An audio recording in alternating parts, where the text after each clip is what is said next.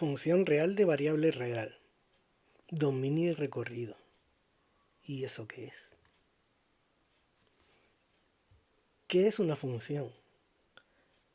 Es solo una relación entre dos variables x e y, como cuando yo meto una cápsula en la cafetera y lo que obtengo es una taza de café.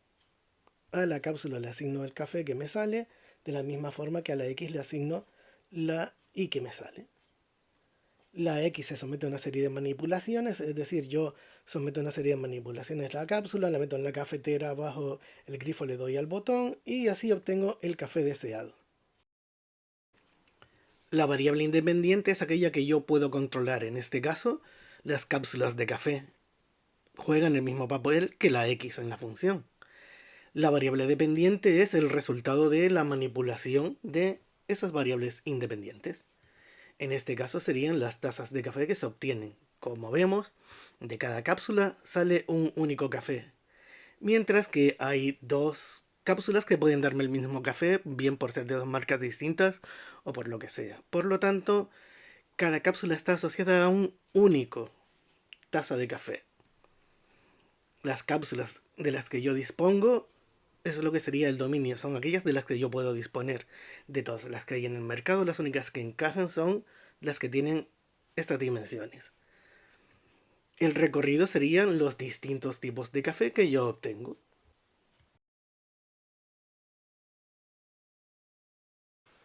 ¿De dónde surge la idea de función? Pues sale de la necesidad de describir los fenómenos naturales a través de los números. Aquí tenemos un experimento hecho en un colegio en un día de invierno, donde entre las 8 y las 5 de la tarde se han medido los tamaños de una sombra. Evidentemente antes de las 8 y después de las 5 no había sombra porque era de noche. Vamos a ir marcando cada uno de los valores obtenidos. En el eje horizontal representamos las horas y en el vertical los tamaños de las sombras. Así, para las 8 tenemos los 23 metros, se correspondería a ese puntito. Para las 9, 18 metros. Para las 10, 14 metros. Y así con todos los demás. Tengo una representación gráfica de los puntitos correspondientes a las mediciones que yo he obtenido. Además, sé que la sombra no se mueve a saltos, sino que se mueve de manera uniforme, con lo cual puedo suponer que el comportamiento de las sombras será más o menos este. Y con esto consigo una función que me representa el tamaño de las sombras en función de la hora del día. El dominio de esta función sería las horas del día para los que tiene sentido medir la sombra, es decir, entre las 8 de la mañana y las 5 de la tarde. Y lo representamos como el intervalo 8-17. Respecto al recorrido, pues sería el conjunto de tamaños de sombra que he conseguido medir. Y como vemos, estos oscilan entre los 2 metros y los 23. Por lo tanto, el recorrido sería el intervalo 2-23. Si yo quisiese saber el tamaño que tiene la sombra en cualquiera de las horas del día que están en el dominio, es decir, entre las 8 y las 17, me bastaría representar ese puntito en el dominio. Tirar hacia arriba, ver dónde toca la curva y luego ir a ver qué altura corresponde. En este caso, 16 metros. Lo mismo ocurriría a las 3:30. Está ahí, tiro hacia arriba y obtengo que son 13 metros. Vamos a analizar a continuación el dominio y el recorrido desde el punto de vista gráfico. Recordamos que nosotros es esta la manera en la que calculamos imágenes. Subimos desde un punto del eje horizontal, tocamos línea y a esa altura obtenemos la imagen del punto. Bien, pues el dominio de una función, que escribimos como de mayúscula, sería el conjunto de puntos del eje horizontal que están asociados a algún punto del eje vertical por medio de esta función, es decir, de esta gráfica. Si nos ponemos a mirar, vemos que correspondería con esa zona que estamos marcando en rojo. Se trata de dos intervalos, que empieza en -10 y termina en -2, y vuelve a empezar en -1 y termina en el infinito. De la misma forma, La imagen sería el conjunto de puntos del eje vertical que están asociados a alguno del eje horizontal. Sería en este caso como nuestras tazas de café, recordamos. Se describe como imagen de F y vemos que se corresponde con esa zona. Esa zona marcada en rojo es la que tiene algún punto del eje horizontal asociado. Otra vez se trata de intervalos, desde menos 7 hasta menos 1 y desde 1 hasta más infinito.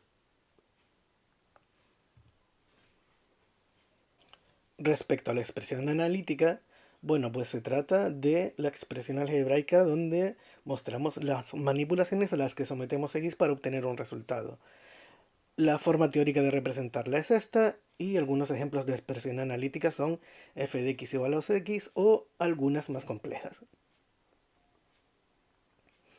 La expresión analítica cumple la misma función que nuestra máquina de café anterior. Vamos a estudiar el dominio de una función cuando viene de forma analítica. El dominio de una función es el conjunto de los números reales para los que tienen sentido las operaciones a las que vamos a someter a la x. En este caso sería, bueno, ¿qué cápsulas me sirven a mí para meter en mi cafetera? Bueno, pues este tipo de cosas nos producen los condicionantes de dominio, que es, bueno, ¿cómo puedo saber yo qué valores puedo utilizar? Bueno, pues eso va a depender de la expresión algebraica o de la naturaleza del fenómeno que estemos describiendo. Un ejemplo de esto último sería si nos encontramos en esta situación. Yo voy a soltar una bola de billar desde una altura de 490 metros y aquí tengo la función tau que me da cuánto tiempo transcurre desde que yo la suelto hasta que recorre esa cantidad de metros.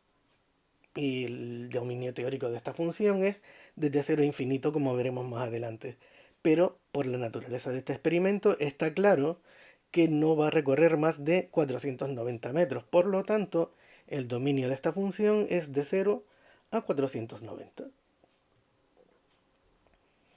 Bien, cuando el condicionante viene solo de la condición algebraica, estamos hablando ya de este tipo de operaciones, cuando tenemos sumas, restas, multiplicaciones, divisiones, logaritmación, bien, en fin, podemos dividirlo en dos categorías, o las buenas o las malas. Y esta sería la división. Por la izquierda tenemos la suma, la resta, multiplicación, potenciación, radicación impar, que estas no dan ningún problema y el dominio siempre será cualquier número real. Pero las más atractivas, como siempre, son las malas. Y en este caso ya hablaríamos no de condiciones de condicionantes de dominio, sino de condiciones de dominio. ¿Qué cosas van mal? Pues no puedo dividir por cero, por lo tanto debo quitar los valores que anulen el denominador. No puedo calcular un radicando negativo cuando la raíz es par, por lo tanto debo determinar una inecuación y solucionarla para encontrar el dominio. Y solo se pueden hacer logaritmos de números positivos, es decir, aquí estaríamos otra vez con una inecuación y solucionándola para encontrar el dominio. Vamos a ver una serie de ejemplos. Del primero, para la división, dividimos x más 3 entre x al cuadrado menos 4. La condición de dominio me dice que no debo dividir por 0. Por lo tanto, lo que voy a hacer es encontrar dónde vale 0. Donde x al cuadrado menos 4x vale 0 es una ecuación de segundo grado incompleta. Recordemos que la forma más sencilla de resolverlo era a través de sacar factor común. Y aquí encontramos las soluciones 0 y 4. Por lo tanto, debo quitar esos valores que me hacen 0 del dominio. Los valores que me hacen 0 el denominador. Veamos un segundo ejemplo. No poder sacar raíces pares de radicandos negativos. Veamos este ejemplo de aquí. Mi condición de dominio pues me indica que lo que está dentro de la raíz debe ser mayor o igual que 0. Por lo tanto, lo que voy a hacer es, como procedimos antes para resolver inecuaciones, vamos a calcular dónde vale 0, que en este caso es en x igual a 10 y en x igual a menos 3. Voy a representarlo sobre la recta real y voy a probar con valores. Voy a probar con valores más chicos que menos 3, entre menos 3 y 10 y de 10 para adelante. En menores que menos 3, pues resulta que me salen positivos. Entre menos 3 y 10 me sale negativo. y de 10 en adelante me salen positivos. Por lo tanto,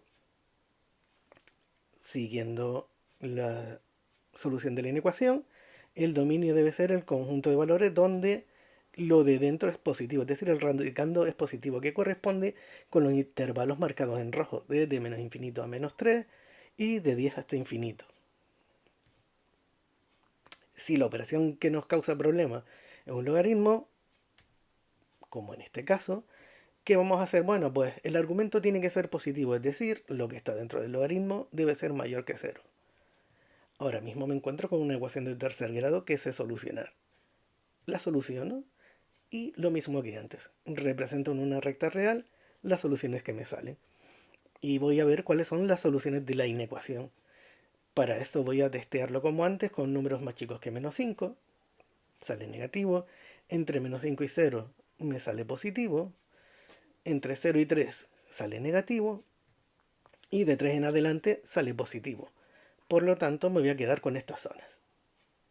Dado que se trata de una inecuación con un mayor estricto, los extremos no entran en la solución. Por lo tanto, el dominio sería este de aquí, desde menos 5 hasta 0 y de 3 a infinito. Y esto ha sido todo por el momento. Espero que te haya servido de algo. Hasta otra.